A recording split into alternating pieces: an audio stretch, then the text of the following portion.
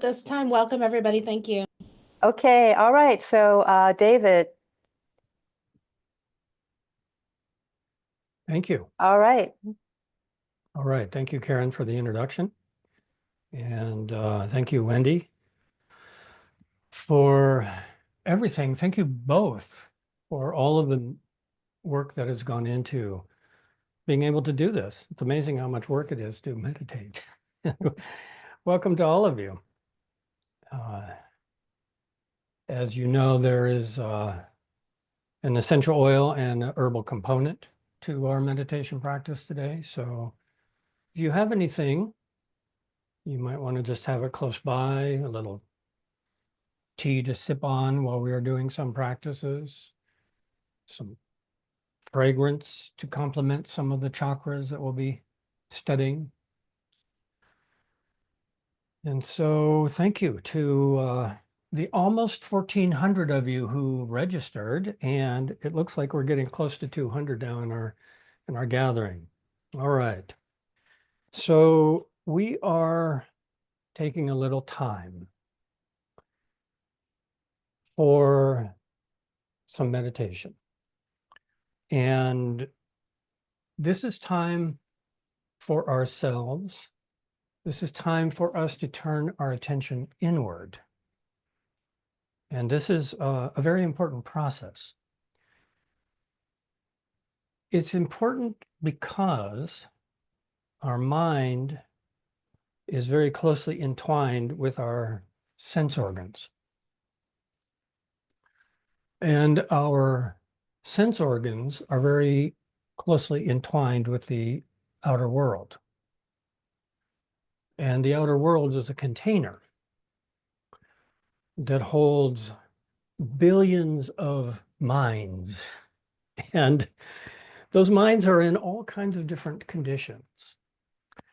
And all of these minds, through their own conjunction with their sense organs and their physical body, are creating a collective reality for all of us. And so therefore our mind, through our sense organs, in conjunction with the world, is in conjunction with all of these other minds.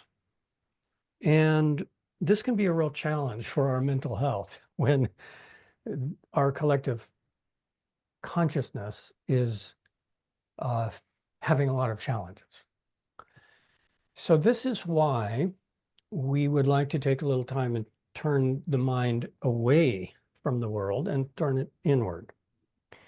Now, one of the great methods of doing this for the last 2,000 years has been focusing inward on the body, longer than this actually, but the system that we're going to be practicing today of going through and doing some short practices for each of the chakras. This system has been practiced for definitely around 1,500, probably up to about 2,000 years. And it's very interesting historically to note that there has been a very clear evolution of spiritual consciousness in human culture and society. And especially in the last 2,000 years, there has been the development, the articulation, the spreading of numerous methods that are focusing on an ultimate spiritual goal. And that ultimate spiritual goal is defined in all kinds of different ways.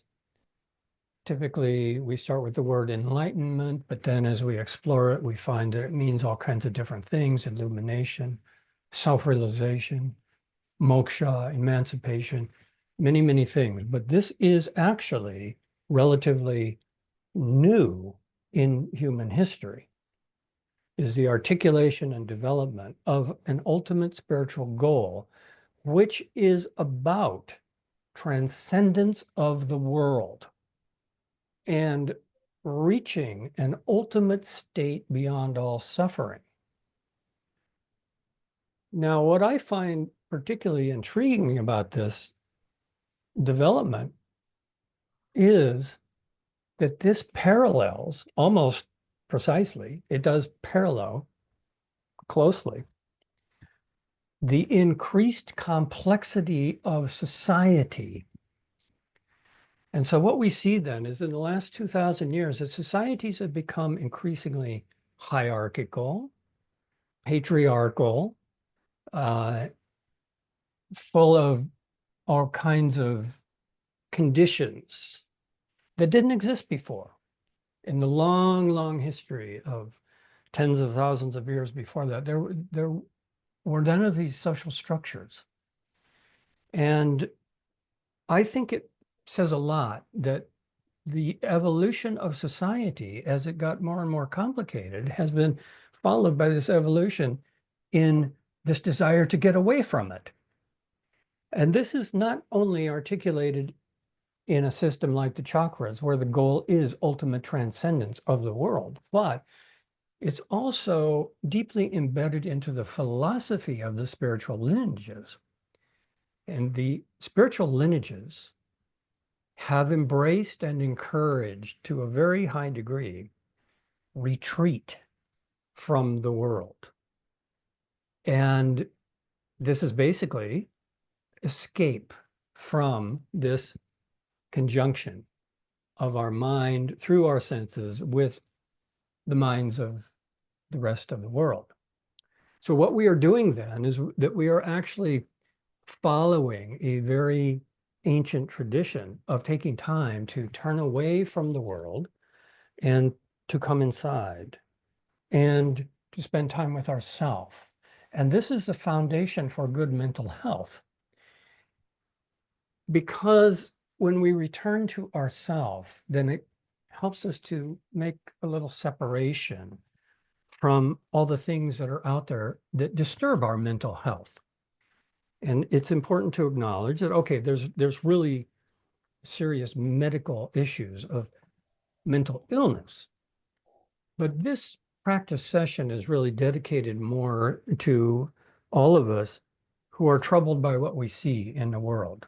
And therefore, our conjunction of the mind with the collective consciousness and how it is manifesting is our motivation for spiritual practice. And our motivation to turn inward a step at a time, look inside, feel inside, have self-reference inside, to recognize ourselves from the inside and use that as our starting point, as opposed to the conditions of the outer world. Now, there's another very important aspect of turning inward, and this is directly related to the chakras. And this is that we are not only intimately connected through our mind to the collective consciousness of other minds, we are also biologically connected to the intelligence of the biosphere. And this is relevant to the chakra system because one of the aspects of the chakra system is that it is a depiction of the inner landscape that shows us how our body is inseparable from the earth, and inseparable from water, and inseparable from sunlight and air. And because this biological unity is ongoing at a physiological level, we are also deeply connected to the suffering that's happening in the earth. And this is also a source of disturbance for our individual mind and our collective mind. And that's because we actually feel at some level, physiologically, what is happening to the earth, what is happening to nature. And therefore, we have two ways that we are deeply connected to the world: through our mind, the inseparability of the sense organs and what we perceive, and through the physiology of the body. Now, this ancient tradition of turning inward, when we come to the chakra system and start applying these teachings, we find that it's actually a way of helping us return to nature, and specifically how to recognize the cosmological intelligence of creation inside of all of us. And this is a source of sanity. Okay, this is a source of good mental health, to realize that we are connected to the forces of creation that are inside of us all the time. Now, there is one further point that I will make about this very briefly before we start our practices. And that is that what we have encountered in the West of the chakra system is actually not a very good representation of it.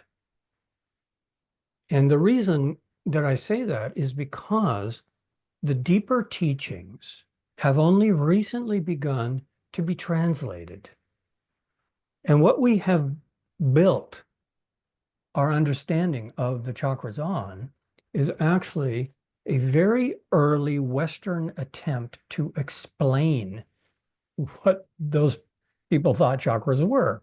And those people were basically the theosophists of the late 1800s and the early 1900s, who attempted to take very superficial information about the chakras from the yoga system that was arriving and try to explain it, to justify it by saying, oh, well, this must have to do with these nerve centers, and this must have to do with the endocrine system, and so forth.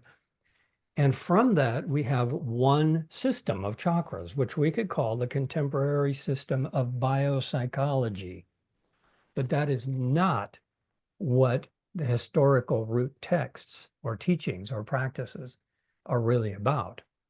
It's a very superficial translation from a culture that contained great knowledge and wisdom. But now it's starting to become translated more. And so really what this meditation session is about is exploring that a little bit more deeply. And rather than talk about it now, I'll just talk about it in each of the practices. But the fundamental concept to get us started is that the chakras are not in the body. The body is in the chakras. Okay, now if we understand that, then we understand all of these different depictions, this beautiful, vast repository of old paintings and tankas and anatomy that show chakras. But the Western translators were trying to say, oh, well, this is because it must have to do with these centers in the body. But what these depictions are actually telling us is that this is how the universe is inside the body. So the chakras are actually a map of the inner landscape. And the inner landscape is actually the outer universe. And therefore, as we go through each of the contemplations, what we're going to find is that each chakra is like a fractal. Each chakra represents many layers of things. It represents something at the elemental basis. It represents something in our consciousness. It represents a power of creation. And if we understand that the chakras are functioning on many different levels simultaneously, then that starts to give us a much greater appreciation of these particular teachings. So my interest has been in the second system of the chakras, which is basically a long history of Tantra, where the chakras were depicted. Many, many systems of chakras have been depicted in many cultures. The chakras are depicted in Taoism. They're depicted in alchemy. They're depicted in Kabbalah. They're depicted all over the world in different ways, okay? But they're pointing to something fundamental, and that is that the macrocosm is inside the microcosm. And that gives us a key now to proceed. All right. So let's go ahead and start our first practice. And let's start with the first chakra. And so let's go ahead and pick out a few things. I've given a few ideas here for things that you might like. Do you have any vetiver oil? Do you have any patchouli oil? These are really nice. These are things that we can use because they actually are fragrances of the earth. Okay, now let's just go ahead. If you have any of these, then you can put a drop on the fingertips or, as I'm going to do, on a perfume strip here. And let's begin. Let's begin our little mini retreat. Let's begin by tuning out everything, establishing a little space around us. Just feel the shape of the body. Settle in to awareness of the body. And just that process is starting to draw us into the first chakra. Now, if you would like to enhance that with a little fragrance of vetiver or patchouli, go ahead and breathe this in deeply. Breathe it in all the way through the sinuses, all the way down to the base of the spine. But most importantly here, settle in and focus on a specific level of body sensations. And this is really important as we go chakra by chakra, is to recognize we can use our mind to focus in on very specific levels of reality, very specific fractals of energies and elements, very specific dimensions of consciousness. And these are all existing simultaneously, but we don't pay attention to it very closely. So now let's go through the first chakra and feel gravity. Feel the sensations of heaviness, connectedness to the earth. And as we go through each chakra, we are not only turning our attention inwardly, which is returning our mind to the deep intelligence of nature and our deeper spiritual consciousness, but it's also separating us momentarily, creating a space and a pause in our interaction with the outer world and the collective consciousness. And this is empowering. And therefore, each practice, we're going to look at it through the lens of self-empowerment. So feel the substance of the body. Feel the earth element in the body, and the earth element in the body is primarily the skeleton. And so feel the shape of the body. Feel the hardness of the skeleton, the shape it gives us, and feel how gravity is pulling us down in the seat. Now, this is empowering because this sensation, this awareness of earth inside of us is the beginning of all kinds of practices to give us strength. This is how we empower ourselves when we lift weights, okay?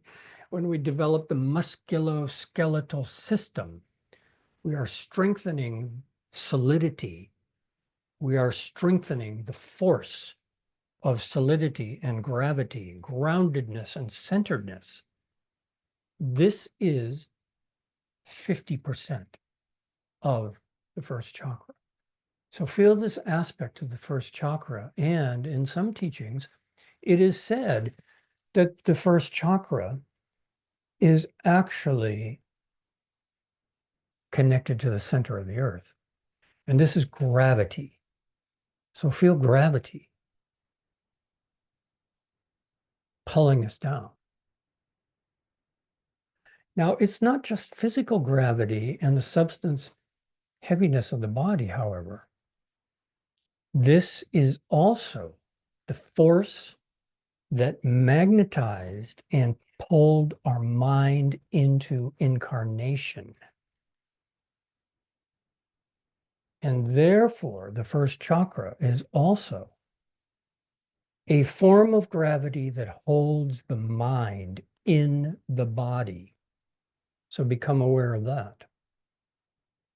And this force that is holding the mind inside the body is also what pulls us into the world through our senses. And therefore, the first chakra is the connecting point where the mind becomes inseparable from our senses, which then are inseparable from the outer world. And this gravity, both physically and spiritually and mentally, is what's holding us here.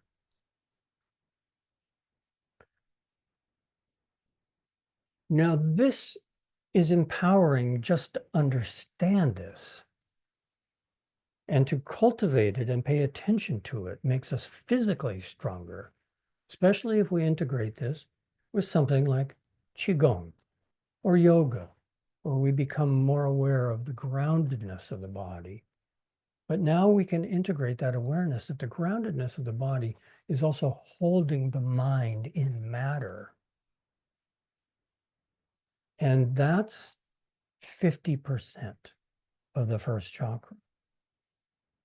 Now, the other 50% is our longing to escape it. And this is why it is taught through all these different systems that the first chakra is the root of the central channel that leads to our escape. And so therefore, the first chakra is that which is holding us to the earth, holding us in the body, but also the doorway out. Now, let's change our focus. And instead of focusing on the sensations of heaviness and earth and groundedness, let's do the exact opposite. And this is a fundamental teaching. Many of you have done this with me many times. This is the basis of tantric practice. Gradually shift the attention from the earth element to the space element. How do we do that? We start to feel the space inside the body. We start to feel that the lungs are space, sinuses are space, digestive system is space. Thoracic cavity, abdominal cavity, pelvic cavity, channels of space, the whole body's made of space. And if we keep on going, we find that all the tissues, there's space between the cells. We go into the cells, we find there's all these molecules. There's space between the molecules. And the molecules, it's all atoms, and the atoms are all primarily space. And the way we focus on this is we realize and recognize and practice that we can subjectively dissolve the substance of the body in our mind. And this happens every night when we fall asleep. The body turns into nothing. And then every morning, we get connected to our first chakra and wake up and we feel heaviness again. Now, let's just do this practice very slowly. This is the foundation of all the others. Just feel that the body is getting lighter and lighter, translucent and empty, luminous, but insubstantial, in the form of a body, but it is only space. Now, that body of space exists. It is always there, just as there is a body made of fire and a body made of water. And if we focus on the body made of space, then we come to the next part of the first chakra, and that is we visualize from the base of the perineum that there is a very luminous, subtle channel of prana that rises through the center of this prana body. And that's the other 50% of the first chakra, is that which longs to return to the source, which is tired of being bound to the earth, which recognizes that being bound to the earth means being bound to time, and being bound to time means age, and age means decay. And part of us wants to have nothing to do with it eventually. And so therefore, we can now hold this entire mandala of the first chakra in our mind. We feel gravity, we feel the heaviness of the body, but we also feel that there is a part of us that is energy, that is connected to this very subtle channel that goes to the top of the head, which represents freedom from these elements of the body. And this is extremely empowering, to turn the mind away from the world and focus inwardly on that part of us that recognizes that it is space-like, insubstantial, empty, and very empowering to raise what we call bodhicitta, the aspiration for this enlightenment, illumination, moksha, emancipation, so that we are no longer bound to this gravity, even when we're in it. Okay. Take a deep breath. Stretch, and now you have an idea, a brief introduction to some of the classical concepts of the first chakra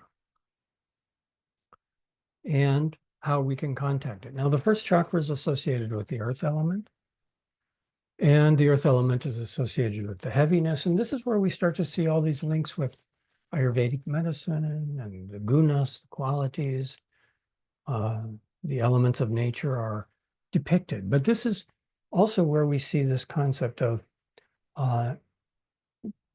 the chakra is not just in the body is also in the chakra. And that is that when we meditate on gravity, we can recognize that it has an effect on us, but that it is actually all around us. It is part of the entire planet. And therefore there is this internal gravity, okay, of the body holding us in form. And there's also this greater force of gravity all around us. And then we also met the concept that there are different inner and outer aspects of earth element. And one of them is that if we are really in good shape, the body is really strong, then that has an effect on our psychology. That's very empowering energetically, emotionally.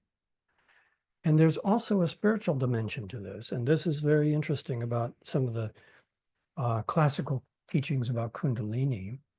I actually heard this from an alchemist in Nepal, and he said that Kundalini is actually at the base of the spine, like mercury, liquid mercury.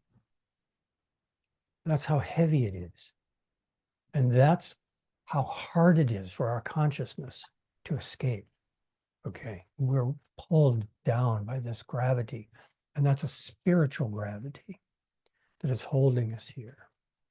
But it is also the beginning of this journey, and the chakra system is also a metaphor for this journey out of these elements into pure consciousness. Okay, so that's a little bit about our first chakra and this mandala. And so now let's proceed. Again, make yourself comfortable. And for this one, we have several different things that we can use to enhance our meditation. One is that we can use simply a glass of water, and we can also use some essential oils from flowers. Now let's think about that. Why are we going to think about a glass of water for the second chakra? Why are we going to think about flowers? Well, let's go back to this idea that the body is inside the chakra. Okay. Now, the chakra represents a big mandala of interrelated functions. And so therefore, the second chakra, if we were to use the very simplistic contemporary system of biopsychology, it would say, well, okay, this is related to our sexuality, it's related to eroticism, fertility, and things like that. And that's a good starting point for understanding this mandala. And then if we look at some of the symbology, we find that in the classical Hindu Tantra, that the second chakra is depicted with a crescent moon, silver crescent moon, representing the water element. And then if we compare this with the Taoist system, and they had their own ways of using exactly the same physiological processes, they would say that the second chakra is very connected to saliva, and that the second chakra is actually part of the lower dantian, the lower elixir field. Okay. And these practices in Taoism all started by swallowing saliva. They all started by nourishing the lower dantian with fluid, and then observing how the body just very naturally transforms fluid through the digestive fire into nutrients that feed the brain. And so in Taoism, there's much more of an emphasis on what is the natural process of spiritual evolution that's happening inside of us all the time. And if we link this together with the iconography of the second chakra, we find that there's this vast pantheon of male and female deities that represent sexual power. They represent fertility. They represent the white and red essences of reproduction. They represent the archetypes of mother and father. They represent the archetype of the fetus and pregnancy and childbirth and nursing. And if we keep going, this entire mandala of associations is very easy to see.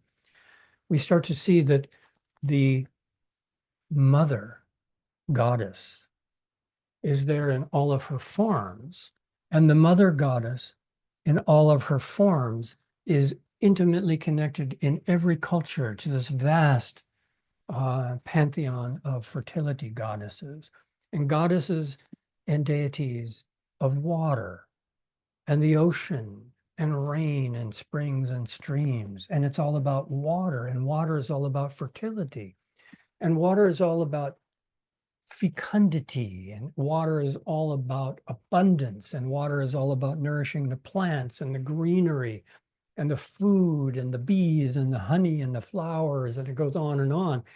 And all of this is in the second chakra, meaning that our second chakra is actually part of this vast outer chakra of this cosmological process of nourishment, rejuvenation, fertility, sexuality, abundance, and on and on. So let's meditate on this chakra. Go ahead and make yourself comfortable. And again, we will look at this through the lens of our own healing process, our own self-empowerment. So make yourself comfortable. Feel the body.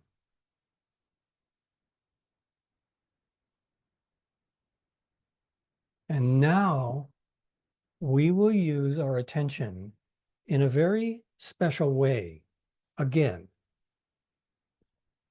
which is always there for us to do, but very few people do it. In the past, it was more widely taught and practiced. But what we're going to do is continue separating the sensations of the elements as they arise in our consciousness. And we think that that's who we are. So first we felt the heaviness of the earth, and then we immediately went into the spaciousness, emptiness of the space element. Now let's feel water. First of all, we are empowering ourselves by turning our attention back to the body. But now we are actually rejuvenating ourselves by feeling all the sensations that water produces, because water is the element of the second chakra. That's universally agreed. So feel sensations of the saliva. And here you can bring out your glass of water and feel it.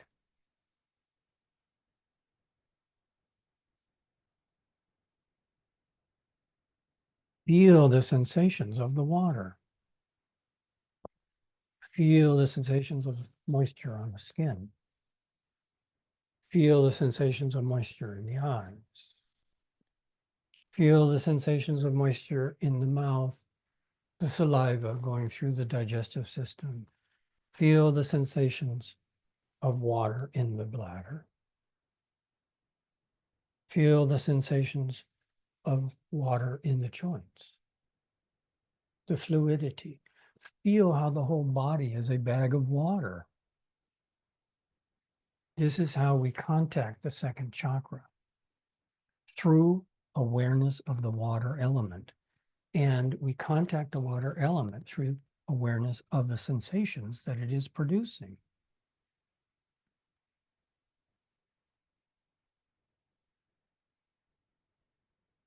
Now, what is the empowerment of doing that? We recognize that we are made of water. And the more we understand this inseparability of the water, the more we understand the deities of the water and why they were represented in the second chakra and how they function. Because the chakra is functioning all the time, because water metabolism is happening all the time. And so we can take this glass of water again, and we can be aware that this water is very old, has been around a long time, and it's not us, and now we sip it and it becomes us. But when we sip that water and we feel it going in, we are actually bringing into the body a cosmological intelligence that gives life. And that's the function of the second chakra. It's a cosmological intelligence that is connected to water. In our own body, it is the physiology of reproduction. It is the physiology also of rejuvenation. The second chakra, therefore, is linked to all of the flowers. And so if you have a flower essential oil, now is a good time to take it out. Anything, lavender, jasmine, rose, anything, ylang ylang, anything floral. Why? Because flowers are the reproductive system of the botanical realm that give us the food chain, which gives us nourishment, which gives us consciousness.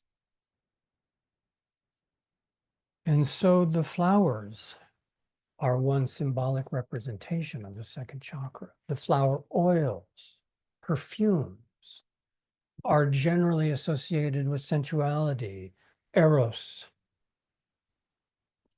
our eroticism, our sexuality, love-making, intimacy, and reproduction, regeneration, generation after generation. And after childbearing years are finished, it continues on because it is sweetness and moisture that causes rejuvenation in the body and gives us long life. And so gather a little saliva in the mouth and feel how this is part of this vast mandala, this vast universal chakra that the body is inside of. Everywhere on earth, everywhere throughout the universe, there is a process of rejuvenation constantly happening, constantly reproducing itself, constantly creating new forms. And this is not only physical in our case, but this is also one of the roots of manifestation power. And so as you swish the saliva around a little bit and swallow it, send it down into that crescent moon visualized in the second chakra region, just below the navel. In the region of the uterus, the prostate, the ovaries.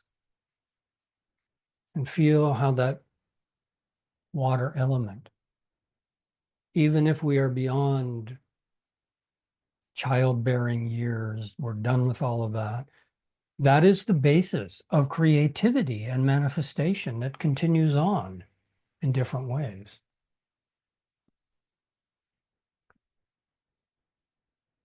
And so bring this all together now in your mind. Feel the sensations of water in the body. Feel connectedness between the water and the body and the water everywhere. The streams, the springs, the rain. You can sip a little more water to feel that. You can feel the life-giving power of that water. And then visualize that that water is a vast mandala of fertility, of abundance, of growth, renewal, rejuvenation. And you can, again, smell a flower oil and be aware that this is also how the body is inside this vast chakra of fertility. And this vast chakra of fertility is everywhere, all the time.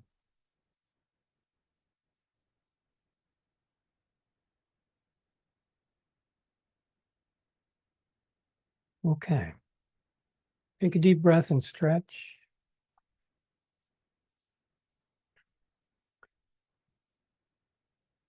And thank you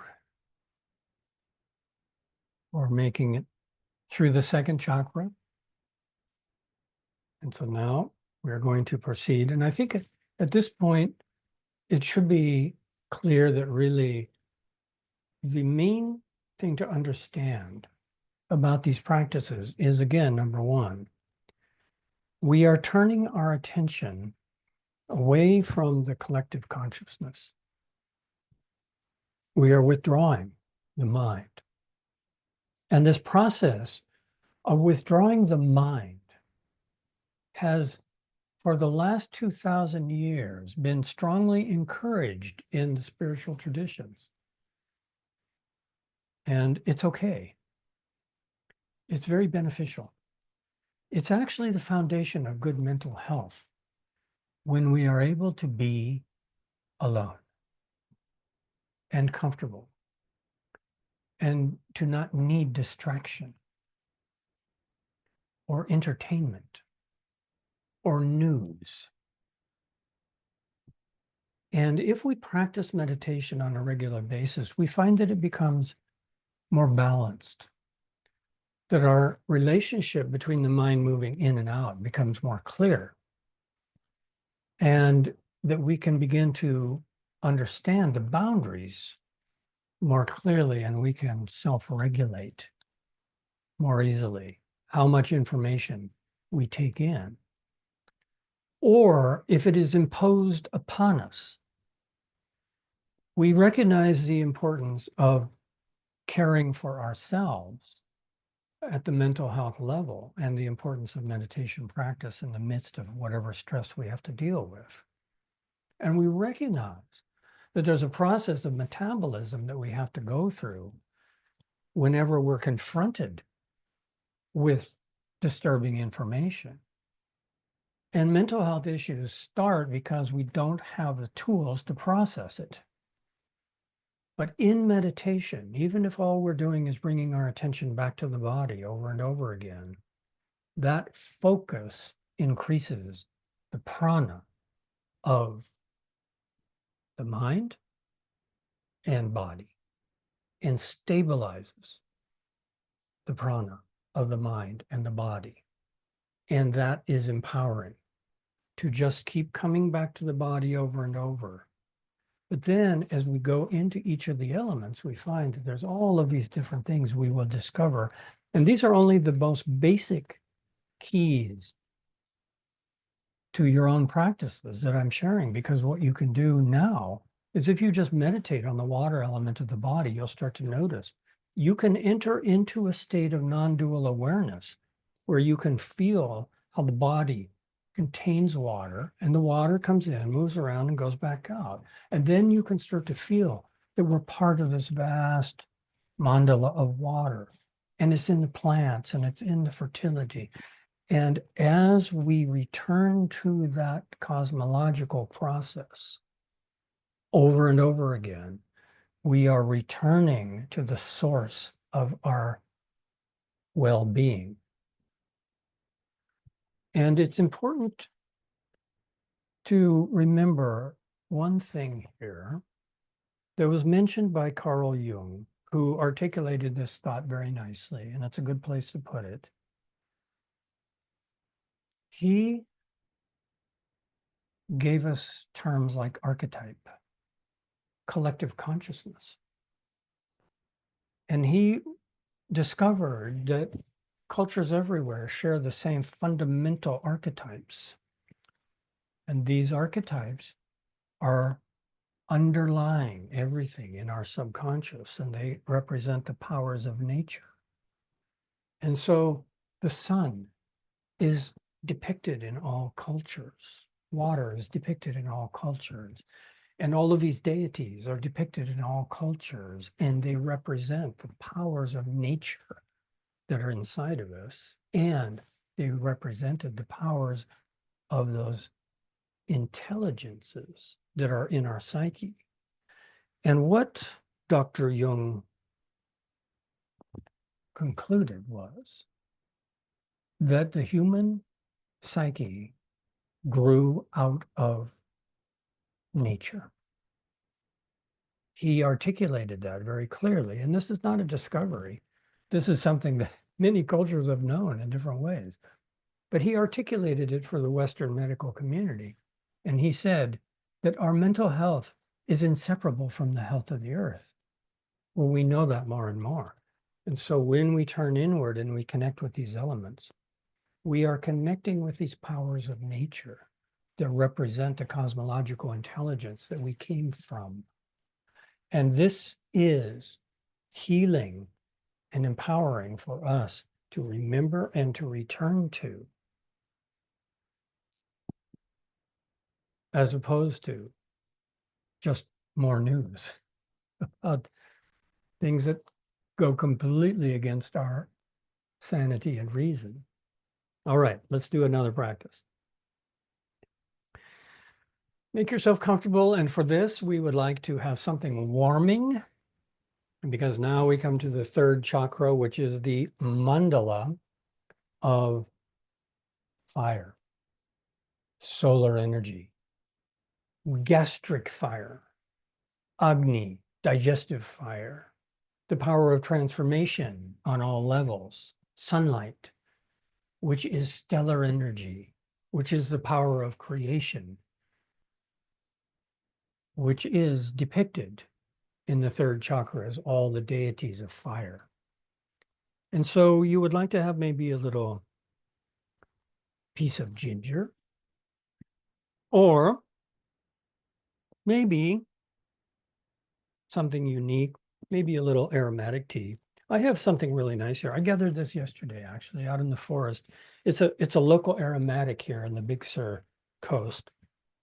It's called Yerba Buena, and it's a relative of mint. It's a relative of tulsi. It's a relative of oregano and thyme. It's in the same basic aromatic family. And so you can see here some aromatic. This has kind of a warming and kind of a cooling aromatic kind of effect, but all the aromatics will be very nice for the third chakra, because the third chakra represents the power of digestion and transformation also. So now that you have that, you could also chew a little bit of fennel seed or cardamom seed. And if you want, you could have a spicy essential oil. I have tulsi here, which is really spicy essential oil. So why don't you go ahead and just sample a little essential oil. If you have a spice, cinnamon, tulsi, ginger, any of those heating oils, or those herbs or teas. So just warm the body a little bit with that. And so now bring the attention to the body. Feel how the ginger, feel how the tulsi, feel how they are working. Feel the body getting warmer. Now be aware that we are doing several things repeatedly here. One is we are strengthening our mind by bringing it back to the body. That cannot be said enough. That process rejuvenates us. So bring the attention back to the body again. There is nothing more empowering than being present. But now we are also using a unique capacity of our mind, which is to observe different levels of our existence. And now we are focusing on fire. The third chakra is associated with fire. Fire comes from the sun. Fire is our metabolism. We are combusting sunlight. So let's go through the body, scan through the body slowly. Feel all the manifestations of sunlight. Feel the warmth.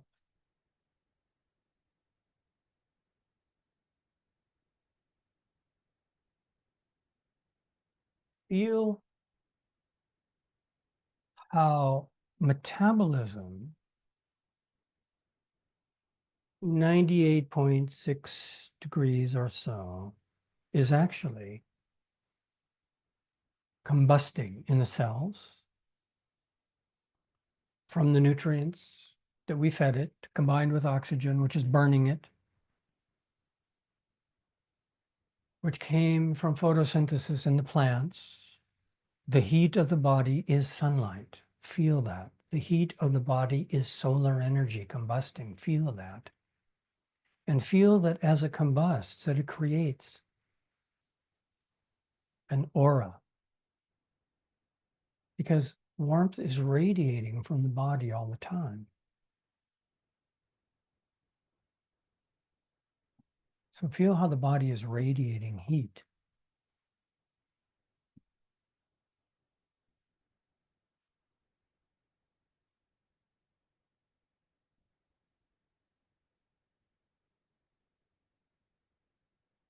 And if you feel how the body is radiating heat, then very quickly you will get a mental image that the body is like a wick and metabolism is the flame.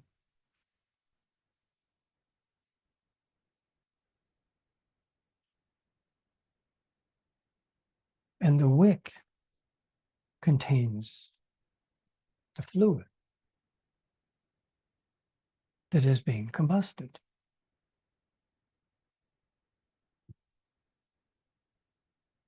And that energy of combustion came from the sun. And so this is a very deep contemplation on how the body is a flame, how the body is made of sunlight, and how that sunlight is combusting in a container of water.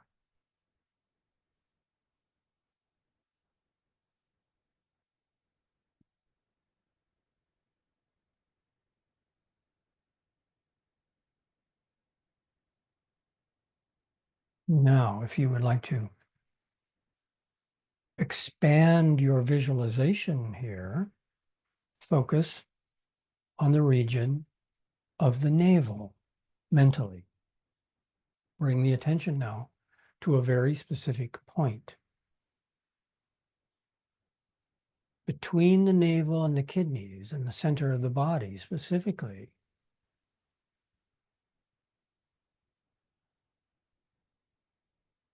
and this is where the solar energy resides in the chakra system, but it is also associated with very important metabolic functions. This is a central location of our digestive fire.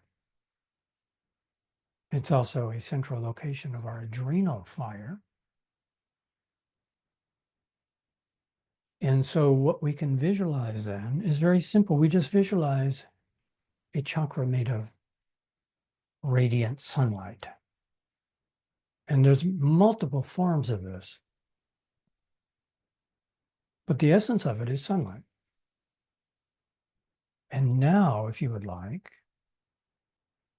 you can also begin to expand your visualization, recognizing that the chakra is not just in the body, but the body is in the chakra, and therefore that chakra is also the sun. And in the psyche, it is all the deities of the sun. It is all of the gods and goddesses of the sun. And the fire. And think how many forms have been given names and rituals and ceremonies and offerings. This is Surya, as in Surya Namaskar. And this is Agni. And this is Pele. And this is so many names and forms, masculine, feminine, both, and neither. And this is how the solar plexus chakra is inside the cosmological intelligence of sunlight. And the cosmological intelligence of sunlight is inside the universal chakra of the stars. And so therefore, the heat of the body is the same energy as the stars, and the same energy as the sun, and the same energy as the fire. And it is throughout every cell.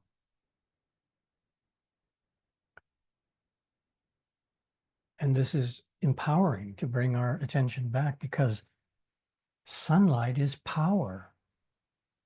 And so feel the power of the sun inside the body. Feel the luminosity of the aura increasing. Feel the brightness of the mind, the tejas, the luminosity that sunlight is at the level of spiritual consciousness.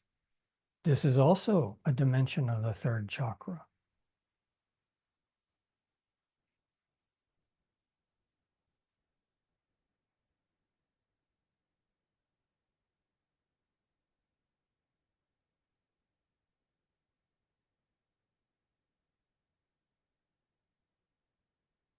Okay, take a deep breath and stretch. And I will mention also that this chakra, the solar plexus chakra, is very closely connected to another subchakra, which is referred to as the wish-fulfilling gem. And so it's recognized that sunlight is the basis of manifestation power. Okay, now I did not include a lot of imagery here. It's a very, very rich, vast source. But I did want to show you something for our next meditation. And for this, you may like to have a little bit of rose petal tea. Now we're going to contemplate the mysteries of the heart. Rose petal tea, rose essential oil, any flower oil is good. And so now the heart chakra has so many mysteries. And what I will show you here is that we will do a quick introduction to what the heart chakra is about in many ways. And so here we go. And some of you have seen this. And so here we are. And I'm also going to make sure that, let's see, I also want, okay, I'm going to pause here for a minute because I also want to share the sound, share sound. Okay, here we go. All right, here we go. And so now, this is just to help us bring our attention into the heart.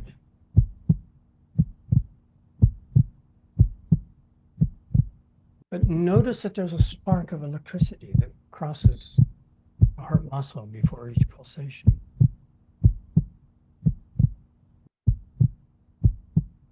Bring your attention gradually to your heartbeat, and you can put your fingers on the wrist, opposite wrist, and feel the artery. And then if we say, well, what is the heart chakra about?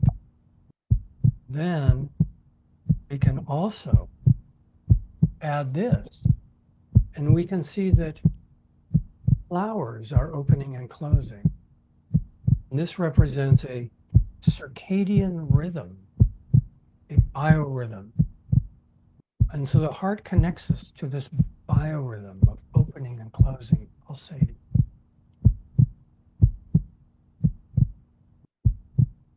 And not just in the plant world,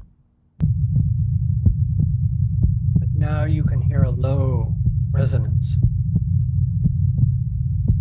That is the sound of the sun pulsating. The sun is pulsating. The plants are pulsating. The heart is pulsating. And the moon is cycling. All of this is the cosmological chakra of the essence of the heart, which is pulsation.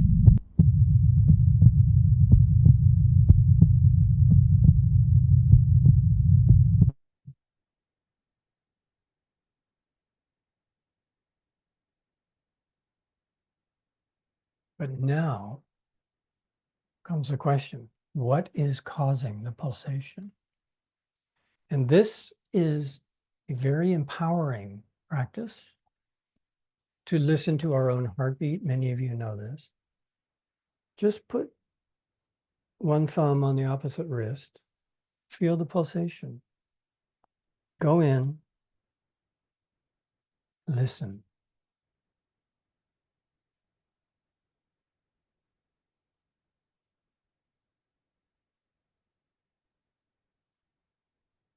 Again, we are turning our attention inward, but we are turning our attention inward to something that is infinitely profound, which is the pulsation of the heart, as the external manifestation of a cosmological pulsation that is in everything.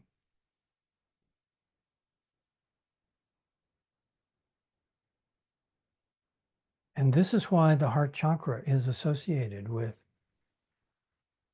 the Jivatman. The heart chakra is said to be where our individual divinity in this incarnation resides. Now, what is that?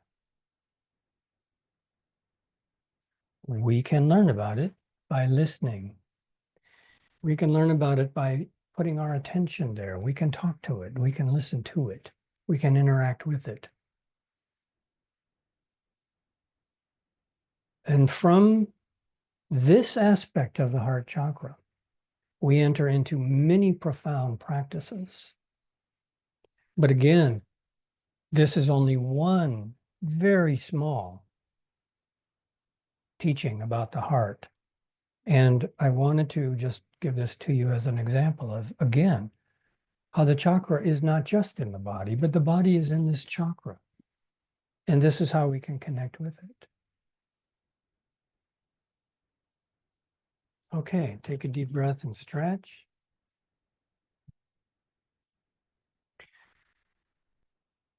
All right. So many chakras in so little time here. We're going to have to speed things up. We're going to have to hurry up and meditate. All right. So let's do this.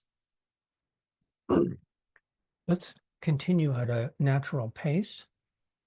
And for those of you who may need to sign off because of your schedule, this will be recorded. I don't want to rush it, and I don't want to cut anybody off either, but let's do the other practices. They're all important. But I will give you condensed versions of them, and so we will just run a few minutes over. Now let's talk about our fifth chakra. Why is it empowering to focus on the fifth chakra? Why is our fifth chakra good for mental health? Or what is our fifth chakra when it comes to mental health? Well, let's consider a few things that we can use. First of all, we can use the aromatics because they open the throat. We can breathe any of the aromatic conifer oils, eucalyptus, anything that's good for the lungs is going to be good for the throat. Tulsi has a unique quality. They say that the Tulsi tea empowers the throat chakra. It magnifies the power of mantras. And there's a key right there. The throat chakra is our voice. But the throat chakra is a really good example, again, of how the body is in the chakra. because the body is in the chakra of this cosmological intelligence that is the power to communicate. And all creatures, all plants have this power inside them. Now, we have a unique power because we have very sophisticated speech, but this is also a source of great mental disturbance because it is badly abused. And the reason that it is badly abused is because it is not connected to the heart, and it is not connected to the sixth and seventh chakras. And now we start to come to a deeper level of understanding how these chakras work. And let's do a practice. Close eyes, relax. Bring the attention back in again. Bring the attention to the nostrils. Breathe in. Breathe out. Now be aware that that inhalation and exhalation is the power of the fifth chakra. We speak with the exhalation. Therefore, the power of the lungs, the power of the throat, the power of the larynx is all dependent on the power of the exhalation. Breathe in through the sinuses, feel it passing through the throat, feel it passing into the lungs. Feel it going back out.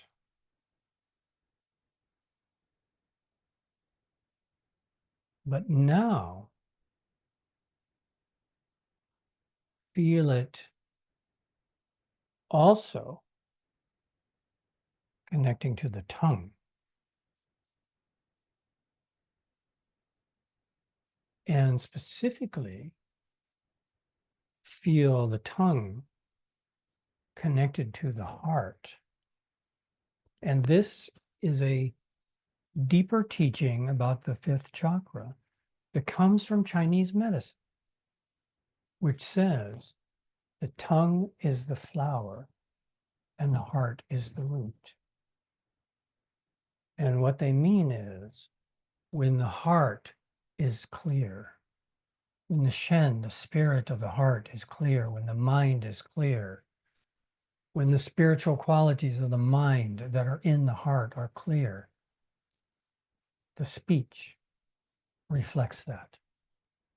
So feel the tongue, feel how it's connected to the heart, and feel how the heart through the tongue are connected to the throat. Feel the breath, feel the heart, feel the tongue, feel the throat. And now, feel the brain. And very specifically, just imagine there are centers in the brain that govern our speech. And much of our speech is neurologically based. And when neurodegenerative conditions come, speech is affected. It's not a problem of the throat chakra. It's a problem of neurodegeneration that is being expressed through the throat chakra. When the mind is full of compassion and spiritual qualities, that's not the quality of the fifth chakra, but the fifth chakra is expressing the qualities of the heart. So therefore, let's connect this all together. Breathe. Feel the inhalation, exhalation. Feel the throat.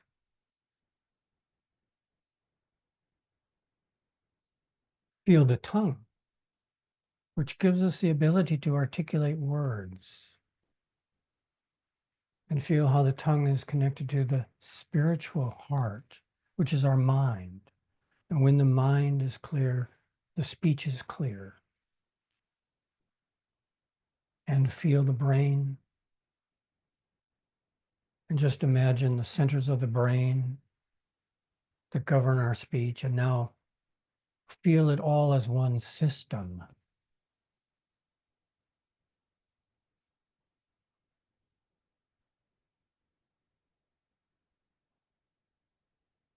Brain, heart, mind, throat, tongue, breath.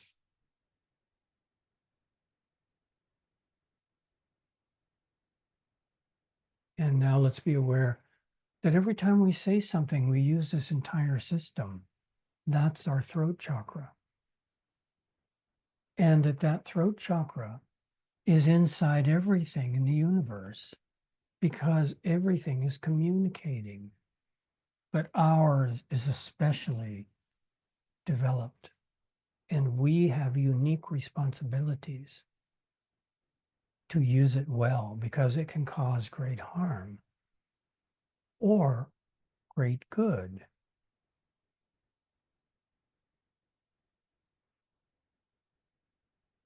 And this is also our inner voice and the power of hearing and listening. And all of these things are connected to our mental health. And the more we become aware of it, the more we can understand why our mind is disturbed and how it is and what to do about it and how to respond.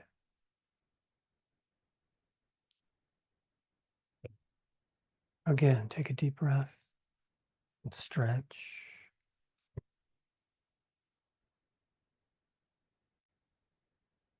And so now we come to the sixth chakra. And to understand this, again, it is a chakra inside a cosmological dimension. It is a chakra that is cosmological intelligence inside of us, but that intelligence is inside everything. And this is the power to see. And so go ahead, close eyes, bring the attention to the eyes, and focus the attention on feeling the eyes, but also feel the connection between the eyes and the brain, and feel the back of the brain. And that's where the visual cortex is. And now feel the connection between the eyes through the optic nerve to the back of the brain and the visual cortex. And this is the neurological, physiological, anatomical basis of the sixth chakra. And this is the power of vision. And this is, again, a great power that is inside all things in different ways, but especially developed in our form, which gives us unique abilities to perceive visually, and the visual power now come back to the eyes, come back to the brain. This network between the eyes and the visual cortex is not just about seeing externally.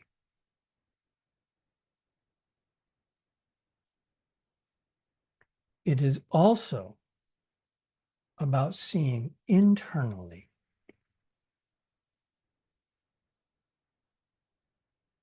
And this is the same network that we use in our dreams to see the symbols of our mind in the subconscious. This is the same network that we use when we visualize, when we are visualizing the deities inside the chakras, as we have been doing. This is the network we were using when we were visualizing sun, a solar energy in our digestive system. This is the sixth chakra.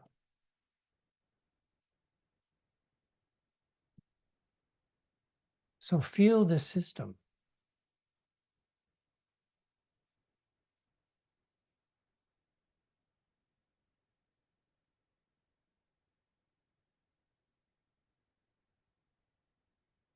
And it's not just neurological, connected to the eyes and what we see. It's actually the power to comprehend. And this is why it is said that the sixth chakra is the doorway to the seventh. It's a gateway to higher self-knowledge. Because the sixth chakra gives us the ability to see things clearly, with insight. And so one more minute here, feel the eyes, feel the back of the brain, the visual cortex. Be aware that this is what sees all day long, the outer world. Be aware that this is what is affected all day long by what we see. Be aware that this is what we see with in our dreams and our visualizations. And it is also the power to understand what we are seeing.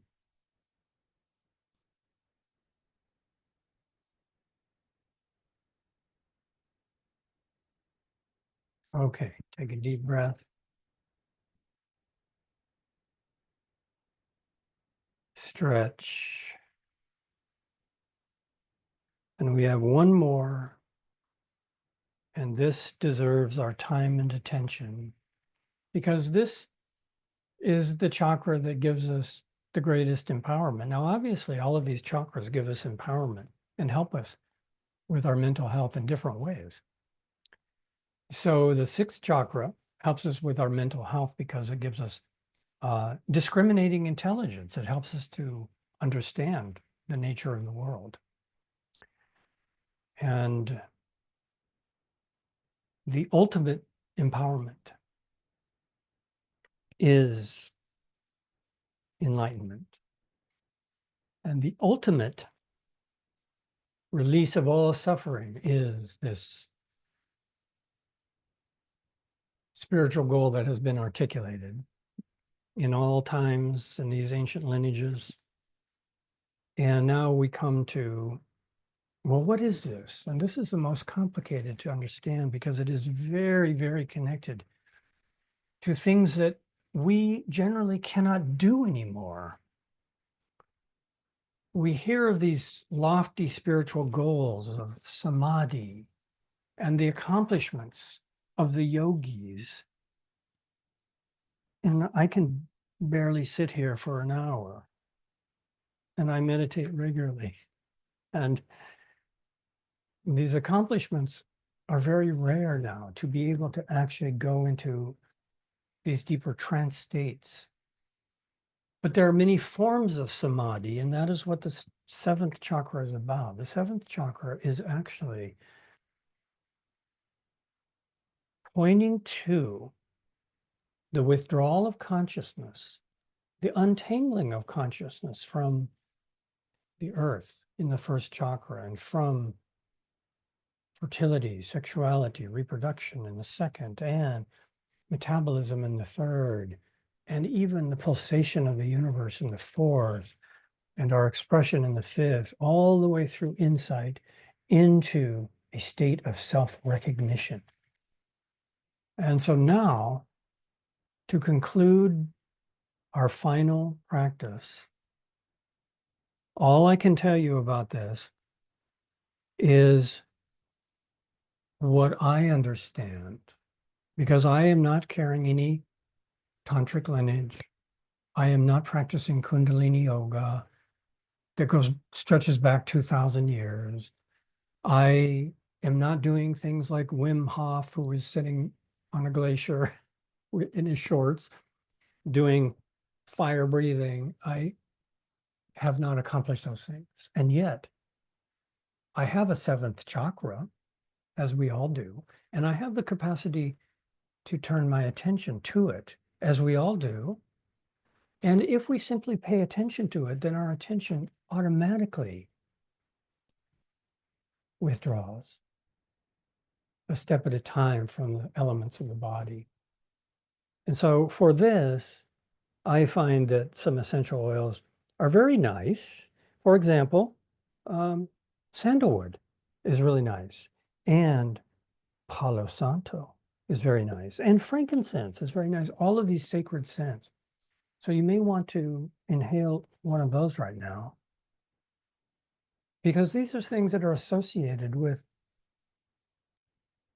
spiritual states of mind, transcendence, samadhi, illumination, contemplation, sacredness, consciousness, connected to the heart also.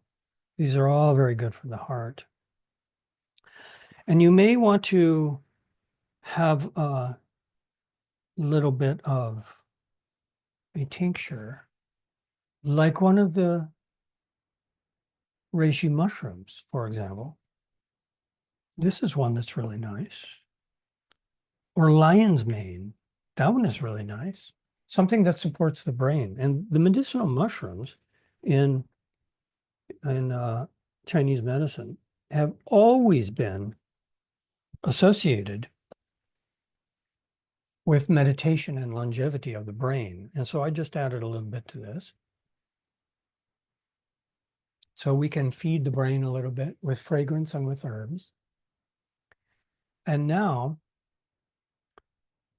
what we can do is we can look at the brain and we can contemplate the brain. And we can contemplate a great mystery, which is that we are contemplating that which is contemplating.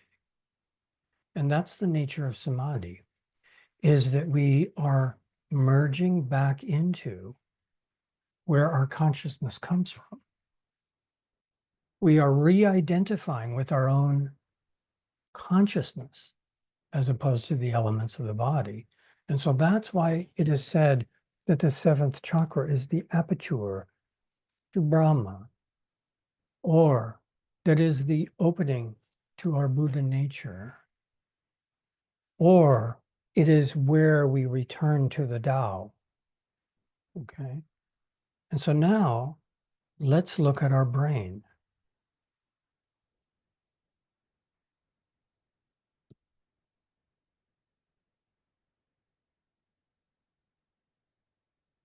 And the inside of the brain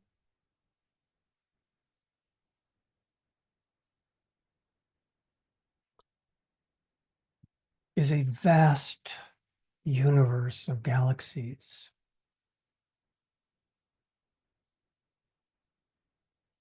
Trillions of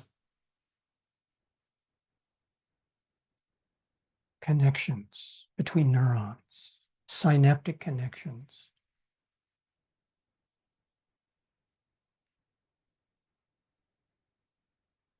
And this is what is physically creating our consciousness.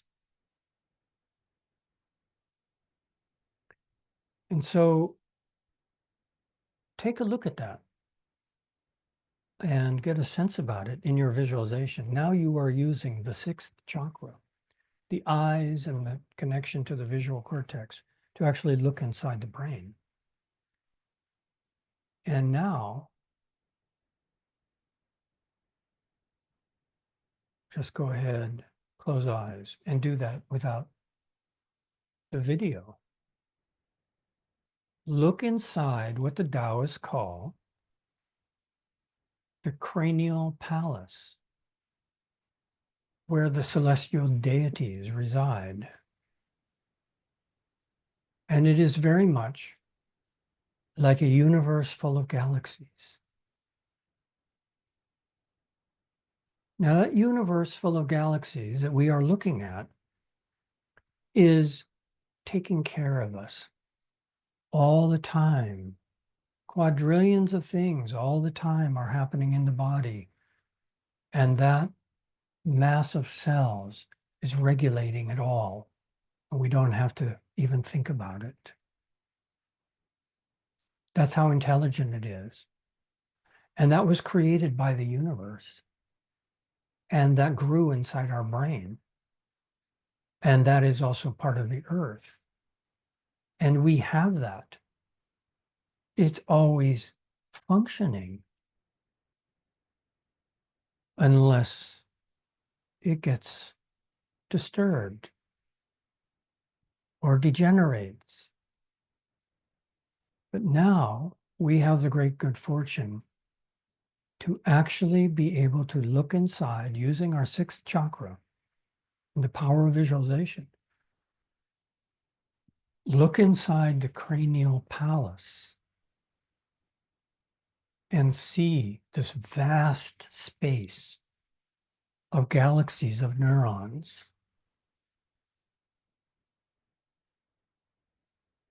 And in that vast space, we can see that which is creating our ability to see that.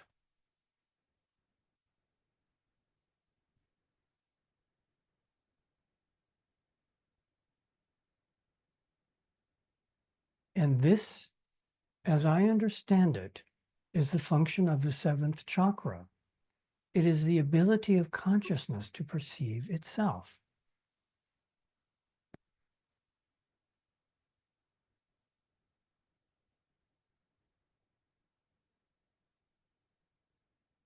And there are many ways that we can do this. We can remember a Vedic teaching, for example, that says that life is the evolution of light into consciousness. And we can visualize that vast network of galaxies inside the brain, all those synaptic connections, firing as being the end result of metabolism of sunlight. And therefore our thoughts, our mental activity is actually sunlight. But it's also water, and it's also air, but it's also always present. It is always taking care of us. It is always maintaining homeostasis. And we never think about it. We never put our attention directly on the cosmological intelligence that is actually allowing us to put our attention on it. And so this is the seventh chakra, as I understand it, is we have the ability to actually look at our own consciousness. Our own consciousness has the ability to be self-cognizant. Now notice, as you are doing this, that your attention has naturally floated upward. If we are focused very deeply in this center, paying attention to this center, the prana has elevated itself to this center without forcing it. And from here, we can enter into prolonged contemplative states of self-absorption in the most positive sense. And this, as I understand it, is an ultimate form of self-empowerment, is knowing who we are. And having the ability and the interest, the unique good fortune to actually think about it. And so take a deep breath. Stretch.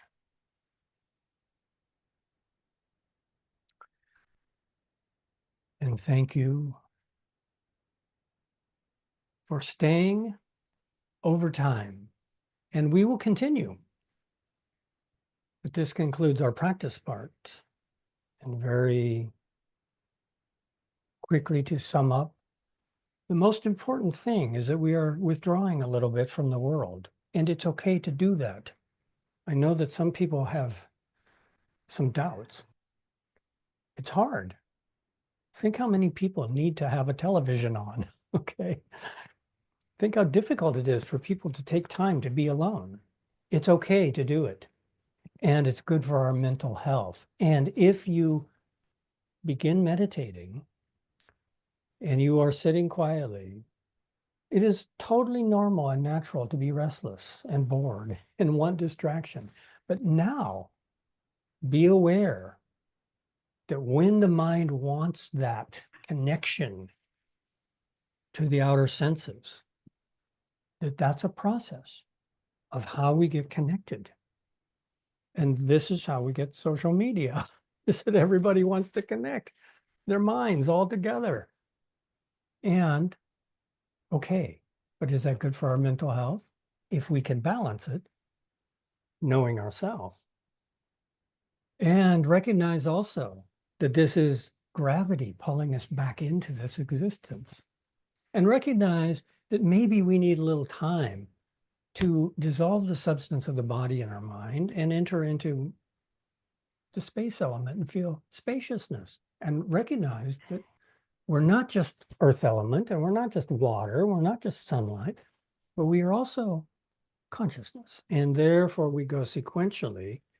And each of these chakras represents different kinds of empowerments, and all of them represent the empowerment of remembering that the chakra is not just in the body, but the body is in this vast cosmological chakra. All of these functions we are part of, we are inseparable from, and that is very healing to the mind to recognize that. Okay. So now let me switch over. I'll just keep on going for a little bit for those of you who would like to stay. And for those of you who need to leave, thank you. And we will be sending you the link. And also we will be sending you the Q&A file. And so now let me look at the Q&A file. And let's take a look here. Okay. Good questions. Okay. Why do some people not feel deeply connected to the earth and keep destroying it? I think that's a question that's on many people's minds. And I think this is a source of great mental suffering and emotional suffering. It is a very old question also. Because let's keep in mind the historical perspective here. And that is that this process of destroying nature goes back. Humans have been acting very badly for a long time when it comes to extracting resources, cutting down the forests. The planet was once covered with vast forests. And step by step, the population of trees was just taken down. And in many cases, that was a confrontation between an indigenous spiritual culture and a culture that wanted to extract resources. And this goes back thousands and thousands of years, actually, that we have been doing this. But the difference is now there's so many of us. It used to be in the distant past that we couldn't keep the forest away, and now we can't even preserve it. So why do they not feel deeply connected? They don't feel deeply connected because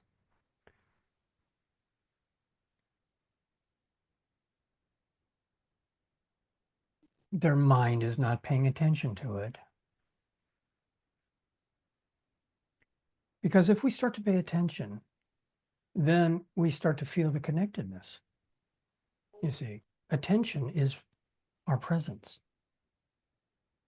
So that's part of it, but there's many, many reasons. Some of this is just survival, okay? I know one clear example of that, which is frankincense.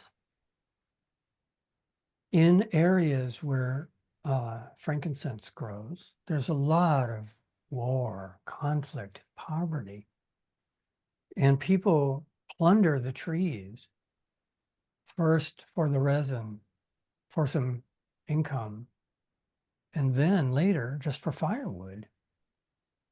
And so part of it is pressures of survival.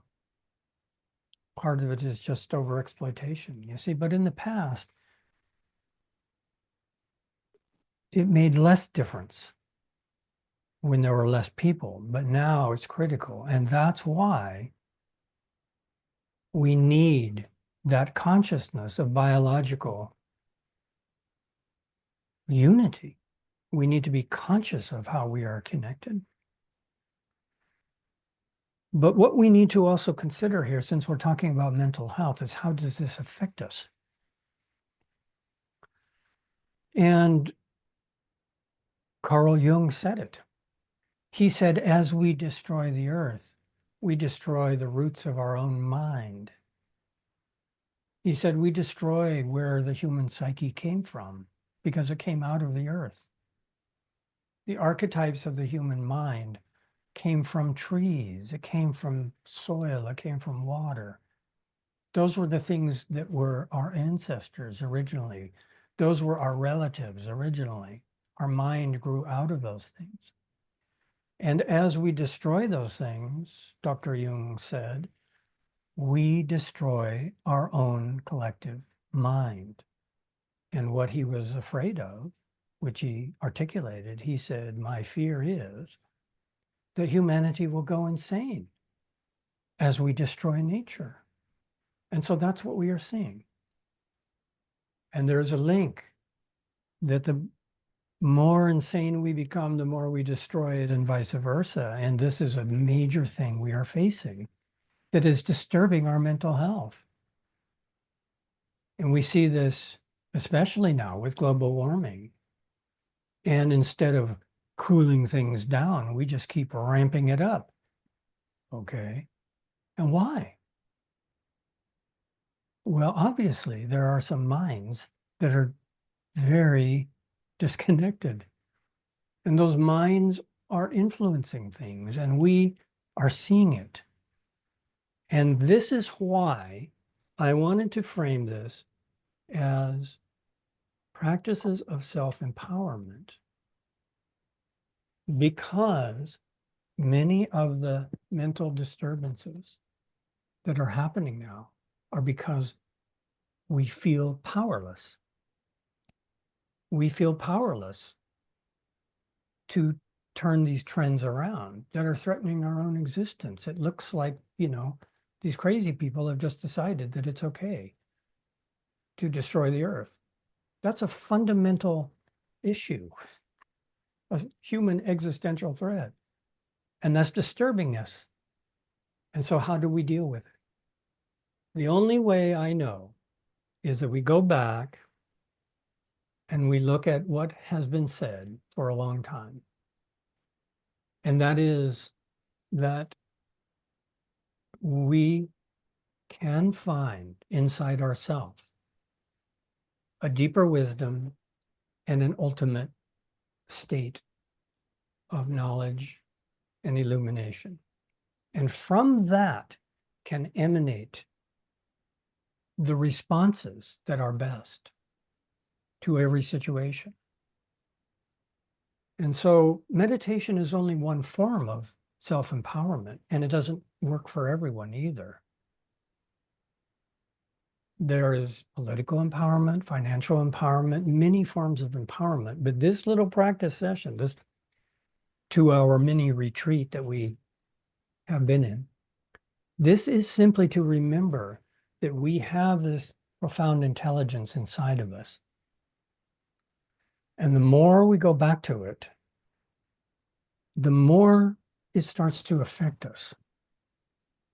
And several things can happen, which have happened to people throughout spiritual history. Because, as I said, spiritual lineages parallel this increased complexity in society. Increased complexity in society parallels increased insanity in society. And so therefore, if we look at this, we can see that many people for thousands of years have turned to spiritual practice because of society and destruction and wars and poverty and injustice and all of these things.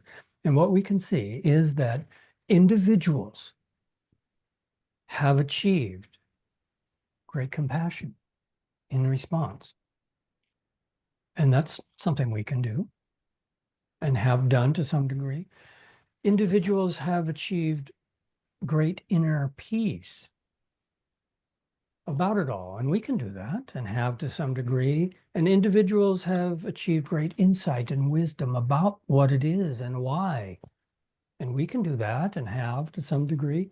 And so therefore, we don't really know, but the more we meditate and study these subjects, the more we understand our own mind, and the more we understand collective mind, the more we can look at it and see, oh, these people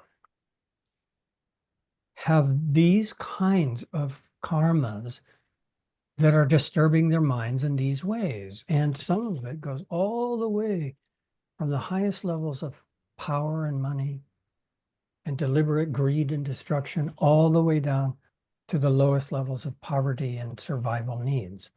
And all of us are participating in it in some way. Okay. We have to. We're organisms. All right. Excellent question. Thank you. All right. So here, let's look at another question. Thank you for posting this. I have a Florocopia frankincense tincture. Is this something I can add to tea? No. Do not take essential oils internally. Now, you can inhale a couple drops of that frankincense. You can even anoint a chakra with it, okay, from the bottle. Do not drink it. Do not ingest essential oils, okay? And then the question goes on. I mentioned tinctures and adding mushrooms. Okay, now mushroom tincture is different than an essential oil. A mushroom tincture is biocompatible. It's not going to burn your esophagus when you take it, unless you take way too much, okay? Then another very important philosophical point here, I don't know if I'll have time to do this one. Isn't consciousness a substratum of the physical universe? If so, how can our nerve synapses create consciousness? Great existential question. This is kind of like the hard question in brain research right now. How is it that a physical brain can create a subjective sensation of an individual life experiencing a universe? That's it. Well, let's take this apart. You are saying, isn't consciousness the substratum of the physical universe? Well, I don't know, is it? Or is consciousness created by the physical universe? Or is it both or neither? Well, this is kind of like, you know, the existential debate that's been going on for a long time. And how can our nerve synapses create consciousness? Well, that's relatively easy to answer. Not the details of how they do it, but do they do it? Do our nerve synapses create consciousness? Yes, absolutely. How do we know? Because if you have brain damage, it affects your consciousness. Okay. Now, that doesn't answer the other part of it. And this is where the seventh chakra meditations come in. And that is that we will not be able to answer this unless we experience it. And we cannot experience it unless we return to that state. And therefore, we cannot say what is a substratum and what is not. What is creating it and what is the result? We can't say that. We can debate about it. We can discuss it philosophically. We can talk about it in terms of neuroscience and consciousness research and all of that. And there's brilliant, brilliant things coming out about it. But we won't actually know until we have entered into it. Okay. And that is what the seventh chakra represents. It represents self-recognition, recognizing what our consciousness is. Consciousness is recognizing what it is. And whether that has anything to do with substrata of the brain or the brain creating consciousness, ultimately, I don't know. I'm not there yet. But we can contemplate it. And if we are contemplating it, in my opinion, we are using our cognitive capacity to its highest potential function. Because as far as I can tell, plants cannot consciously practice self-inquiry. Animals cannot either, as far as I can tell. That doesn't mean they don't have profound cosmological intelligence, but I think what sets us apart, having this massive collection of neurons in here, this entire galaxy here, is that we have the ability to actually ask that question. What is consciousness? I don't think the birds that are, around my place are asking that. I think they're looking for lunch. And therefore, if we are asking that, what is my consciousness? Okay, who am I? I think that is the pinnacle of meaning in our life. And you can see that it's not everyone that wants to do that.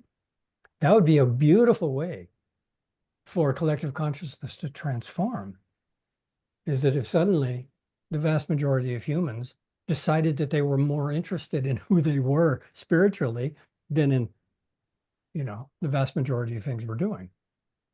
I hope that that can awaken soon. All right.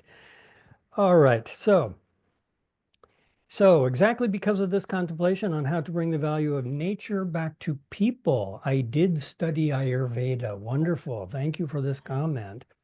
And this will be our next to last comment here. And Ayurveda is the study. And if we could look at our mute here and mute Well, how do you hear it then? if we could mute microphones here, Wendy or Karen. Ayurveda is a brilliant, beautiful, ancient way that people are learning about our relationship to nature and how to live in harmony with nature. Living in harmony with nature starts with living in harmony with the body, recognizing the cosmological intelligence of the body and working with it. And that means understanding the relationship with healthy food. That means understanding the relationship with healthy agriculture, on and on. So Ayurveda is a doorway into cultivating that biological awareness and sensitivity very much. I think that for many people, they have come into the spiritual path through the process of medical issues.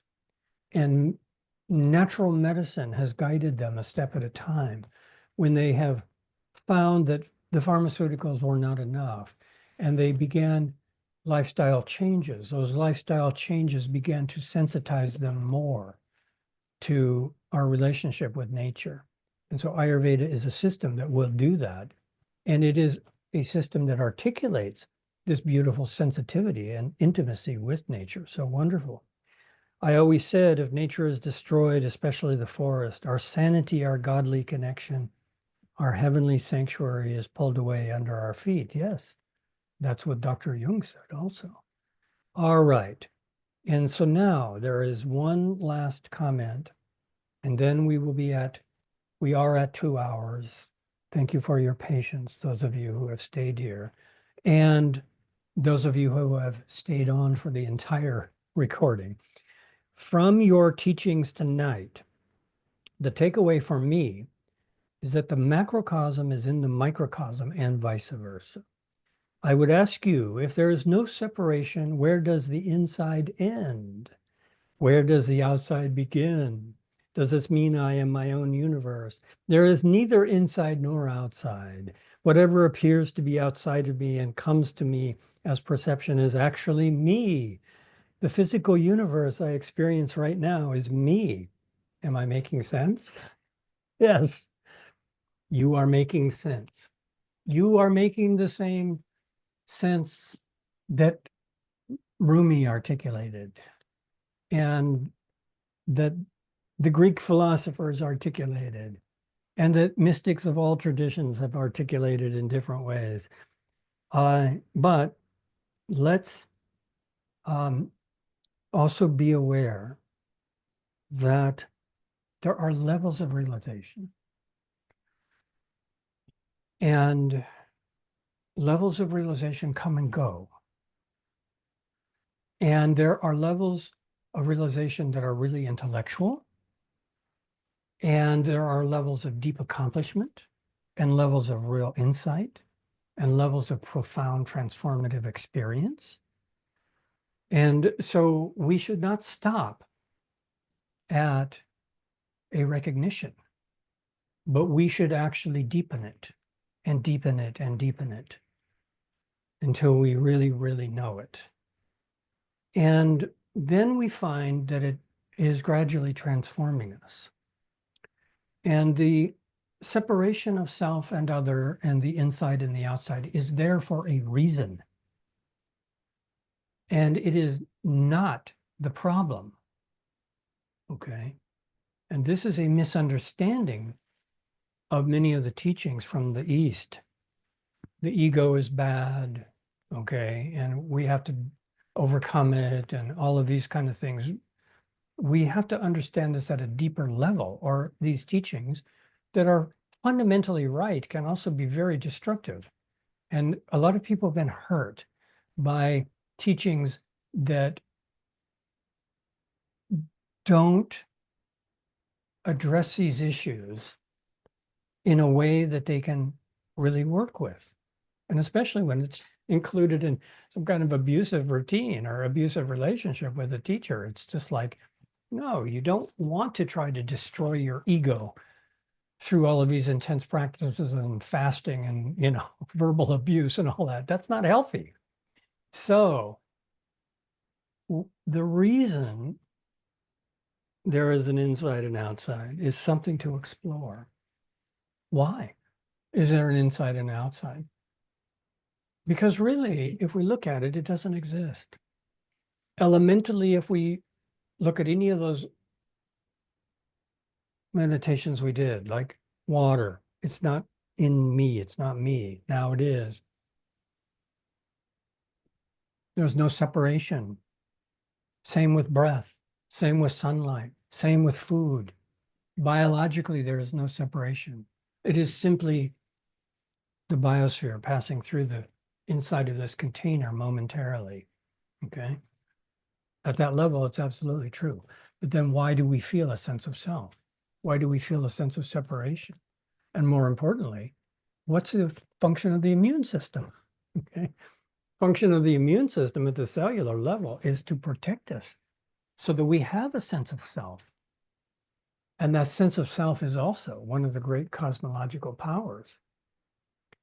That great cosmological power is always evolving new forms that have a sense of self.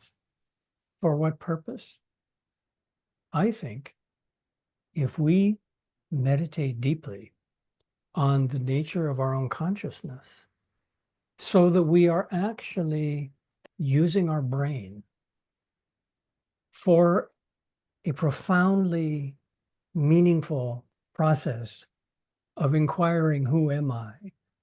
And where does my consciousness come from? And how does it manifest? And what part of it is physical? And what part of it isn't? And what part of it is my heart? And who is it? What is it that's pumping my heart? I think that's a very meaningful use of our life. And that would not be possible if there wasn't a sense of a separate person. And so therefore, I think that the sense, the ahamkar, the sense of self is actually part of creation, so that eventually all these parts, one at a time, can discover who they are. All right. I think that's a good place to stop. So thank you so much. Now, before we all go, whether live or in the video, I want to let you know that there's more. Of course, there's more. This is a vast subject. There's more and more to study. And there is a program that I created, and we did present it some time back. It is a little free offering. And Wendy, Karen, can you put the link in the chat? David is in there. It's in the chat. Thank you. To the Flowers of Immortality, which is a little mini course. And then there is the broader course after that, if you like. This is a vast subject. And so some of you may know that already, but this is where these teachings today came from, is from this body of knowledge that for me started almost 50 years ago, actually, when I first became interested in this and studied it from a number of traditions with many different teachers, many different retreats. And this is my offering of my understanding at this particular time of my life for what these things mean. And I think they are very important. I think they are very profound. I think they are far more profound than anything that we have even considered in our contemporary culture with what we're using so far. I think that if we delve into the root texts, which are now becoming available, we really study these things, distill the essence, don't be too concerned about all of the different cultural appearances, but try to understand what these people were doing in their own consciousness. What are the fundamental things that are happening inside the body and mind? What do these practices do? Why are they? And so forth. I think this is a very meaningful, very deeply relevant body of knowledge to explore. All right, so thank you everybody so much. Thank you for your interest and staying on this long, your good comments and questions. Thank you, Wendy, for everything to make this happen. Thank you, Karen, for everything to make this happen.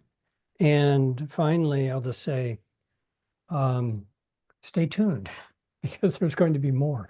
Our next one is actually going to be medical, challenging medical issues. That's all I will say about it right now, but we will have another gathering. And so be well, do your practices. Remember, it is empowering to just bring the attention back to ourselves again. And it helps our mental health. And so with that, hopefully we can translate these spiritual practices into being in the world in a grounded, centered, positive way as much as possible, and hopefully influence the collective consciousness that way. So see you next time.